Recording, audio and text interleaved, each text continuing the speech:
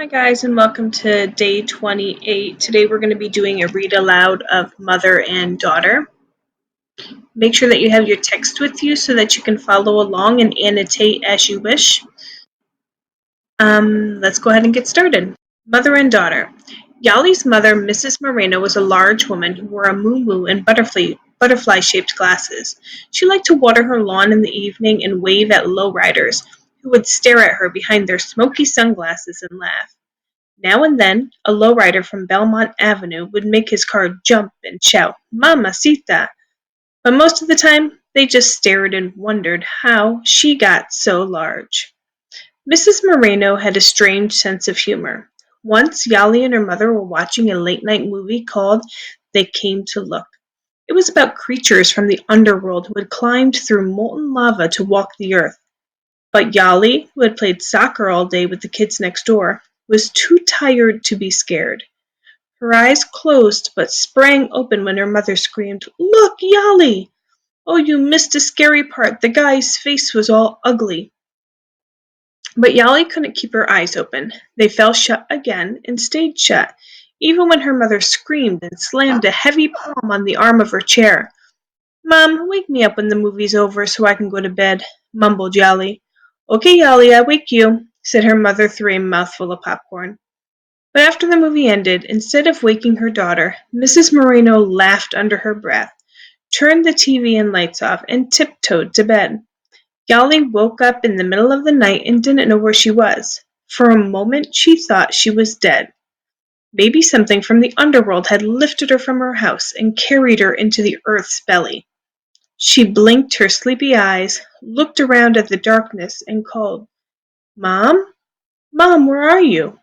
But there was no answer, just the throbbing hum of the refrigerator. Finally, Yali's grogginess cleared, and she realized her mother had gone to bed, leaving her on the couch.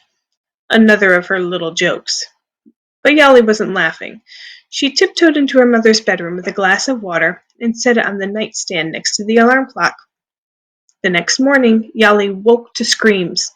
When her mother reached to turn off the alarm, she had overturned the glass of water. Yali burned her mother's morning toast and gloated. "Ha ha, I got you back. Why did you leave me on the couch when I told you to wake me up?" Despite their jokes, mother and daughter usually got along. They watched bargain matinees together and played croquet in the summer and checkers in the winter. Mrs. Moreno encouraged Yali to study hard because she wanted her daughter to be a doctor. She bought Yali a desk, a typewriter, and a lamp that cut glare so her eyes would not grow tired from hours of studying.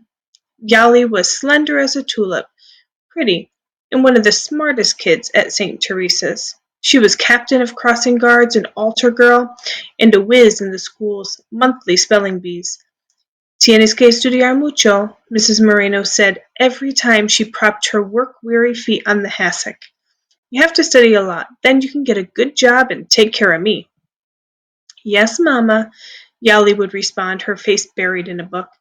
If she gave her mother any sympathy, she would begin her stories about how she had come with her family from Mexico, with nothing on her back but a sack of 3 skirts, all of which were too large by the time she crossed the border because she had lost weight from not having enough to eat. Everyone thought Yali's mother was a riot. Even the nuns laughed at her antics. Her brother Raoul, a nightclub owner, thought she was funny enough to go into show business.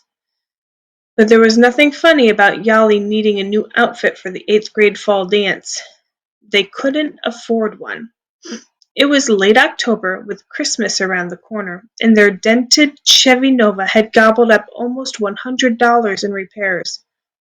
"We don't have the money," said her mother, genuinely sad because they couldn't buy the outfit, even though there was a little money stashed away for college. Mrs. Moreno remembered her teenage years and her hard-working parents who picked grapes and oranges and chopped beets and cotton for meager pay around Kerman. Those were the days when new clothes meant limp and out-of-style dresses from St. Vincent de Paul. The best Mrs. Moreno could do was buy Yali a pair of black shoes with velvet bows and fabric dye to color her white summer dress black. "We can color your dress so it will look brand new," her mother said brightly, shaking the bottle of dye as she ran hot water into a plastic dish tub. She poured the black liquid into the tub and stirred it with a pencil. Then, slowly and carefully, she lowered the dress into the tub. Yali couldn't stand to watch. She knew it wouldn't work. It would be like the time her mother stirred up a batch of molasses for candy apples on Yali's birthday.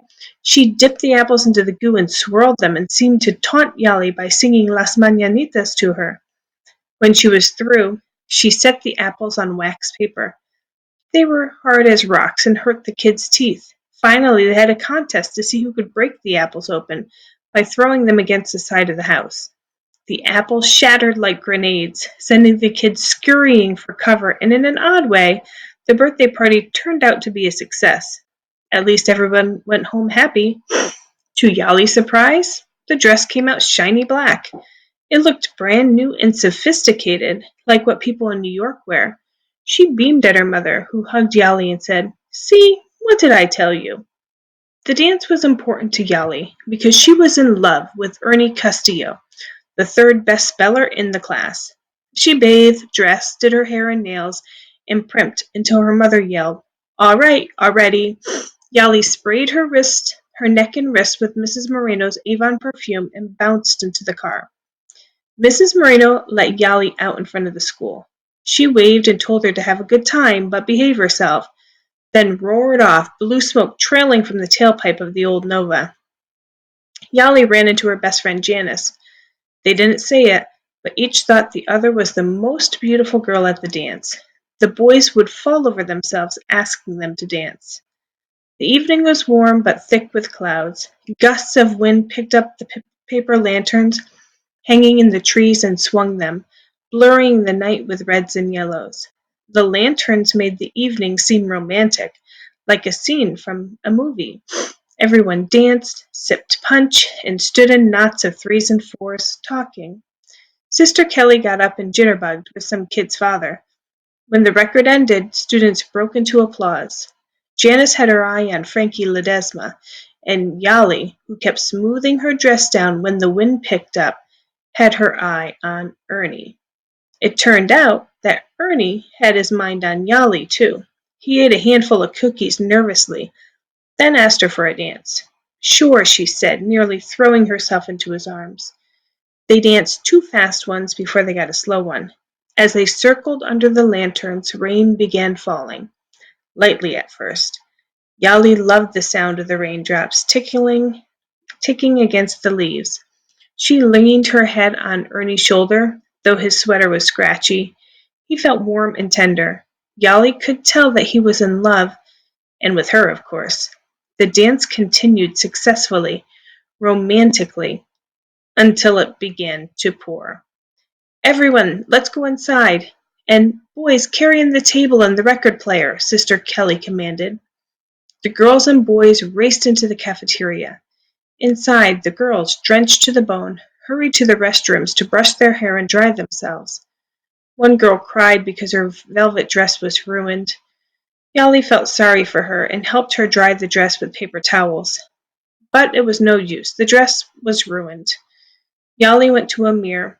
She looked a little gray now that her mother's makeup had washed away, but not as bad as some of the other girls. She combed her damp hair, careful not to pull too hard. She couldn't wait to get back to Ernie. Yali bent over to pick up a bobby pin, and shame spread across her face. A black puddle was forming at her feet.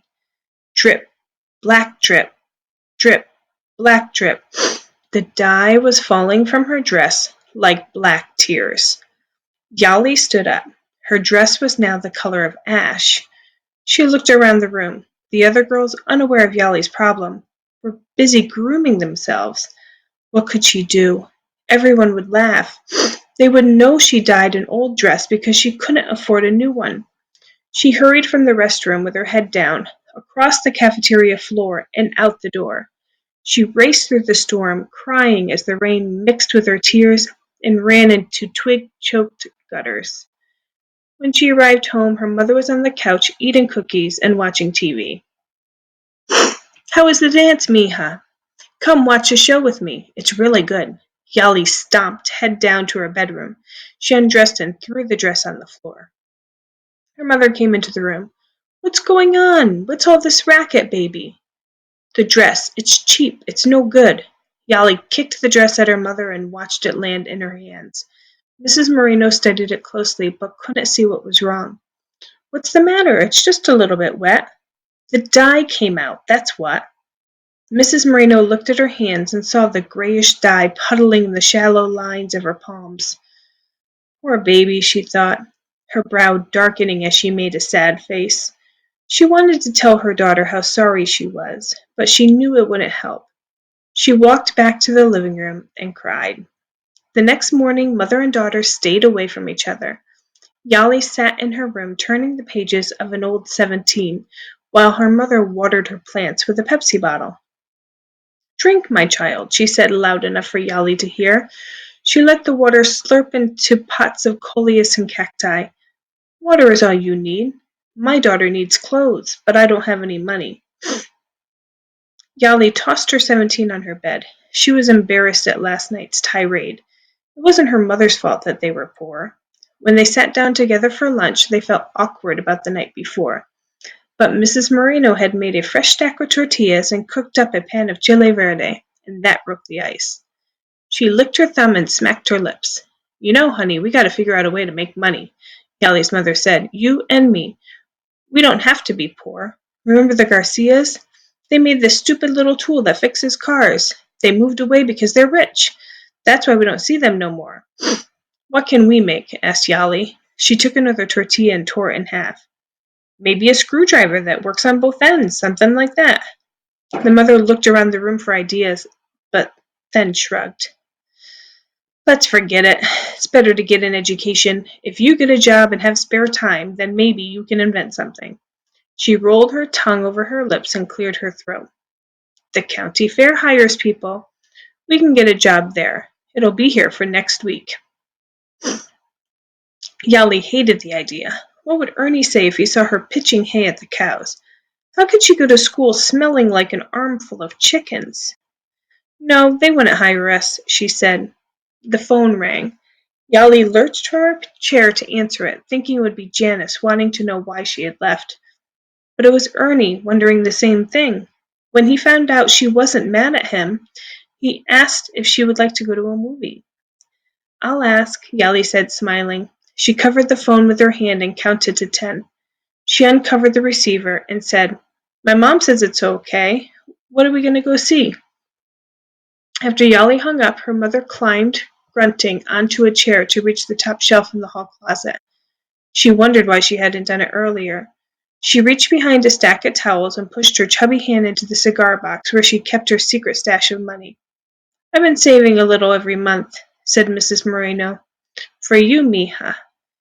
Her mother held up 5 20s, a blossom of green that smelled sweeter than flowers on that Saturday. They drove to Macy's and bought a blouse, shoes, and a skirt that would not bleed in rain or any other kind of weather. So for today's task, you have to come up with the best theme for mother and daughter with 2 supporting details from the text. Go ahead, take a picture of it, and send it off to me.